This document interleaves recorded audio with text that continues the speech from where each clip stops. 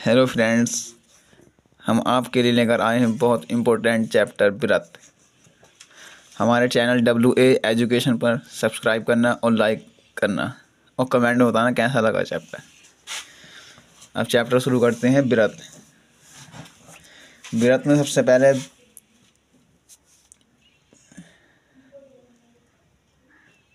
एक केंद्र, जिस केंद्र से व्रत को खींचा जाता है उसको व्रत का केंद्र कहते हैं।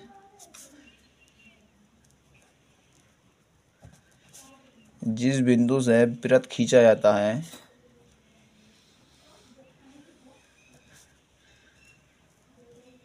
जिस बिंदु से व्रत खींचा जाता है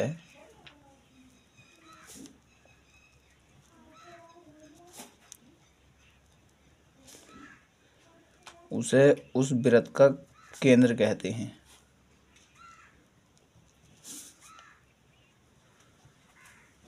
व्रत का केंद्र कहते हैं।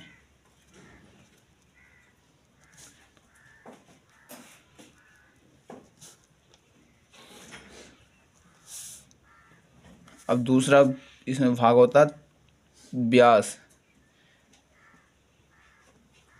व्रत के केंद्र से व्रत के केंद्र से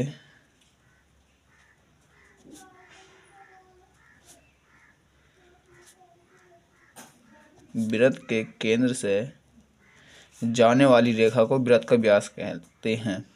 व्रत में सबसे बड़ी जीवा व्रत का व्यास ही होती है। केंद्र से जाने वाली जीवा को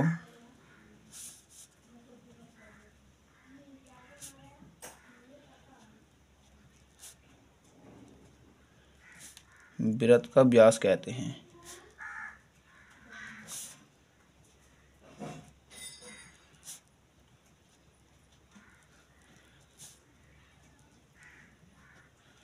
नंबर 3 आता है व्रत की त्रिज्या।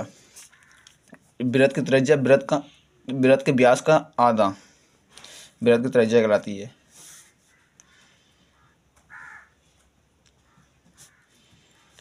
व्रत के व्यास का आधा व्रत के व्यास का आधा व्रत की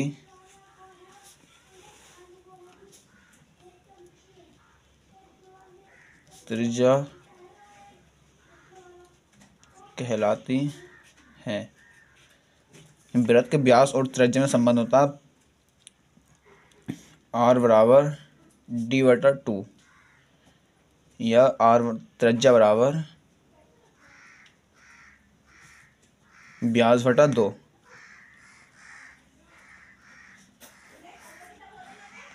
यदि किसी व्रत की जीवा व्रत का व्यास 10 दे रखा यदि किसी व्रत का व्यास 10 दे रखा उसकी त्रिज्या पूछ रहा। त्रिज्या R बराबर होता व्यास/2।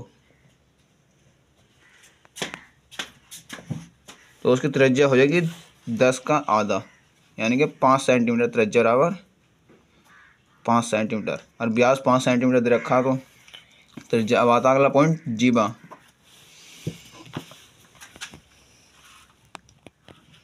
जीवा जो व्रत को दो बिंदुओं पर मिलती है।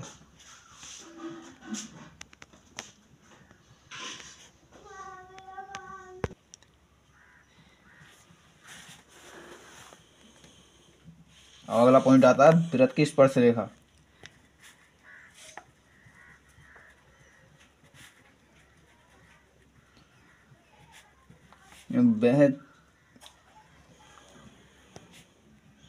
वह रेखा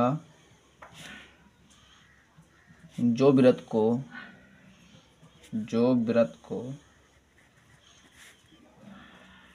केवल एक बिंदु पर प्रतिच्छेद करती है। एक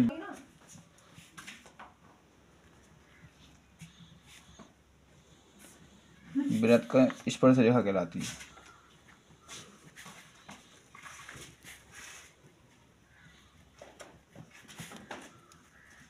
वृत्त की स्पर्श रेखा बिंदु को छूते उसे कहते हैं उसका स्पर्श बिंदु। अब अगला आता है छेदक रेखा।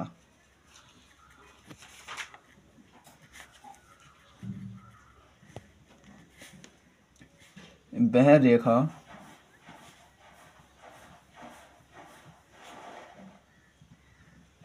जो वृत्त को दो बिंदुओं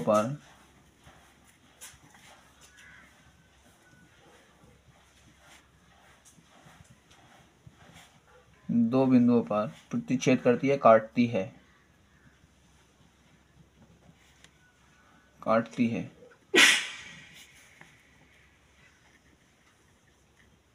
छेदक रेखा कहलाती है।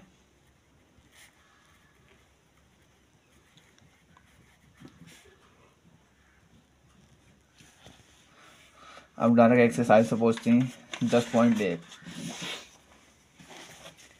पहला क्वेश्चन है एक वृत्त की कितनी स्पर्श रेखाएं हो सकती हैं। एक वृत्त की अनंत स्पर्श रेखाएं हो सकती हैं। दूसरे का किसी वृत्त की स्पर्श रेखा उसे एक बिंदु पर प्रतिच्छेद करती है। अब कोई स्पर्श रेखा है तो उसे एक बिंदु पर सिर्फ प्रतिच्छेद करेगी एक स्पर्श रेखा। नंबर 2 वृत्त को दो बिंदु पर प्रतिच्छेद करने वाली रेखा, यानी कि दो बिंदु पर प्रतिच्छेद कर रही है। छेदक रेखा वह रेखा जो वृत्त को दो बिंदु पर प्रतिच्छेद करती है, काटती है, छेदक रेखा कहलाती है। नंबर 3 है एक वृत्त की समांतर स्पर्श रेखा, दो समांतर स्पर्श रेखा, एक इस बिंदु से और एक यहाँ से। वृत्त तथा स्पर्श रेखा के उभयनिष्ठ बिंदु कहते हैं, उभयनिष्ठ बिंदु को स्पर्श बिंदु कहते हैं। अब अगला क्वेश्चन है क्वेश्चन नंबर 3। 5 सेंटीमीटर त्रिज्या वाले एक वृत्त के बिंदु, यानी कि कोई क्वेश्चन नंबर 3 5 सेंटीमीटर का कोई वृत्त है वाले एक वृत्त के बिंदु P पर स्पर्श रेखा, यानी कि ये बिंदु P है, P पर स्पर्श रेखा PQ रेखा है, यानी कि ये बिंदु कोई यहाँ पर PQ दे रखा है, कोई बिंदु स्पर्श रेखा O से जाने वाली, इसका केंद्र O दे रखा, इसको ये ऐसे आती है स्पर्श रेखा है। स्पर्श रेखा से बिंदु Q इस प्रकार मिलती है कि OQ बराबर 12 सेंटीमीटर और ये 5 सेंटीमीटर दे रखा। तो PQ की लंबाई निकालनी है। देखो जब कोई स्पर्श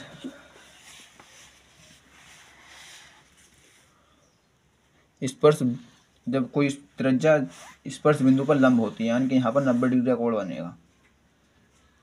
जब 90 डिग्री का कोण बनेगा तो इस त्रिभुज में पाइथागोरस प्रमेय का प्रयोग किया जा सकता है। पाइथागोरस प्रमेय होती है कड़ा का वर्ग त्रिभुज OPQ में पाइथागोरस प्रमेय से त्रिभुज क्या लिख लेते हैं, क्या क्या दे रखा, PO बराबर 5 सेंटीमीटर, OQ बराबर 12 सेंटीमीटर। अब हमें PQ की वैल्यू पूछनी है। PQ बराबर, अब त्रिभुज OPQ में पाइथागोरस प्रमेय से पाइथागोरस प्रमेय से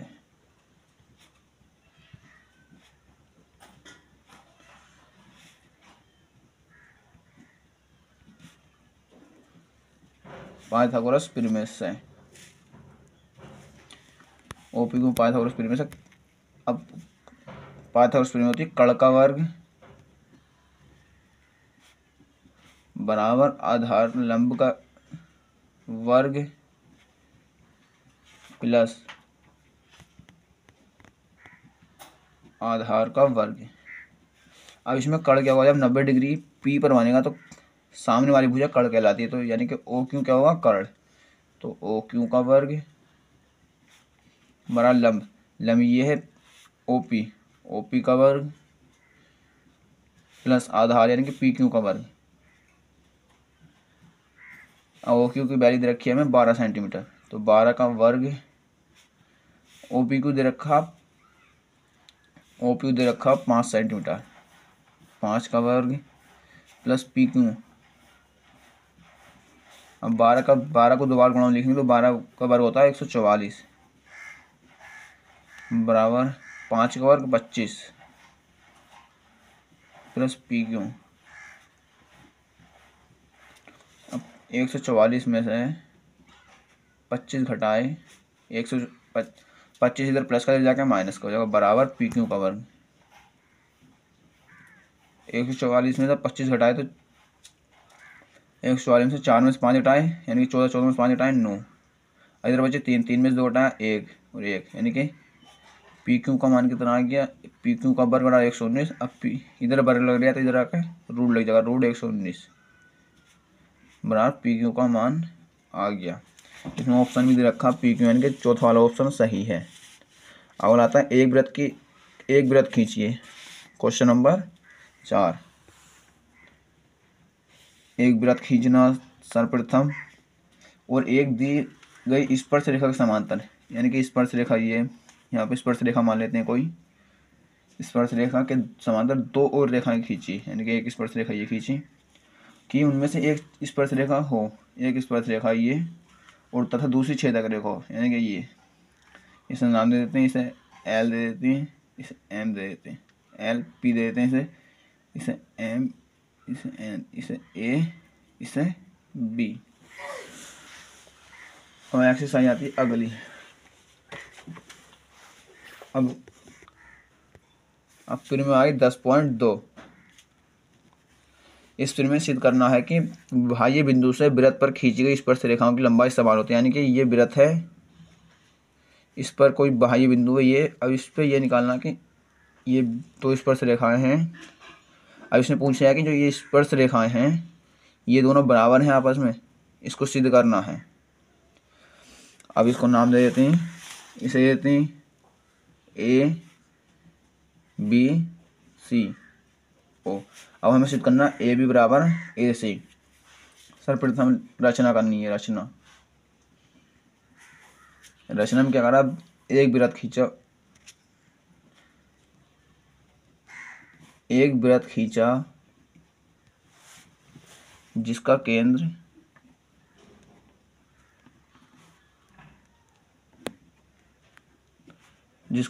O है, जिसका केंद्र O है, और एक त्रिज्या खींचे, एक त्रिज्या यानी कि त्रिज्या दे रखी है BO, त्रिज्या BO तथा स्पर्श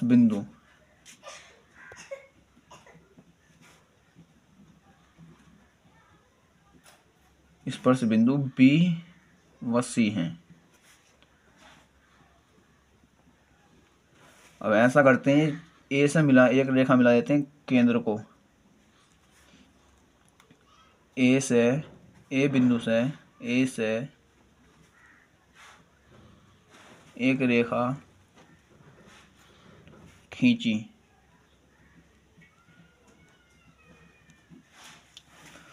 अब सिद्ध करना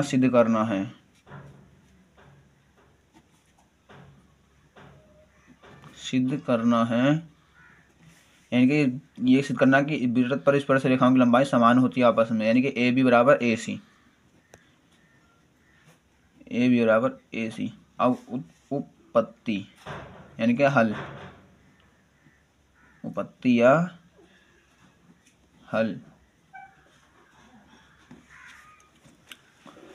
अब जब हम जानते हैं वृत्त पर स्पर्श रेखाओं की लंबाई आपस में समान होती है, यानी कि वृत्त पर त्रिज्या एक ही वृत्त की त्रिज्याएं आपस में समान होती हैं, तो यानी कि BO बराबर OC, यानी कि एक ही वृत्त की त्रिज्याएं हैं, एक ही वृत्त की त्रिज्या है। BO बराबर OC हो गया। अब यहाँ पर कोण 90 डिग्री बनेगा, त्रिज्या स्पर्श बिंदु पर लंब होती है, यानी कि कोण B बराबर कोण C। अब हमें सिद्ध करना है कि ABO यानी कि त्रिभुज ABO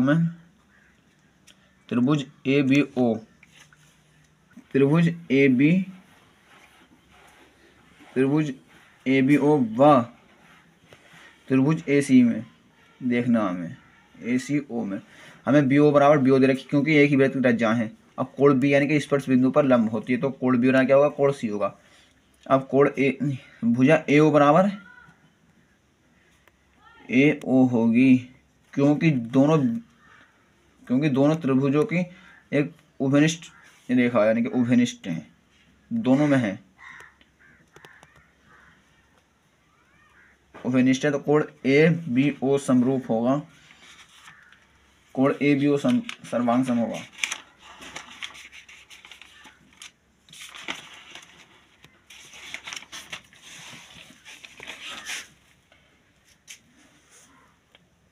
त्रिभुज ए बी ओ सर्वांग सम होगा किसके, त्रिभुज ए बी ओ के, यानी कि ए बी और क्या दे रखा, ए सी, यानी कि ए सी ओ के, त्रिभुज ए सी ओ के। जब दोनों त्रिभुज आपस में सर्वांग सम होंगे तो उनकी भुजाएं भी आपस में बराबर होंगी। जब दो त्रिभुज सर्वांग सम होंगे, सर्वांग सम हों तो उनकी भुजाएं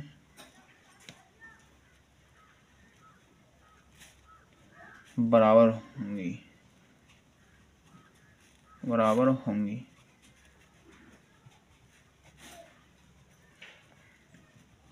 अतः ए बी बराबर ए सी, ए बराबर ए सी इति सिद्धम, सिद्धम।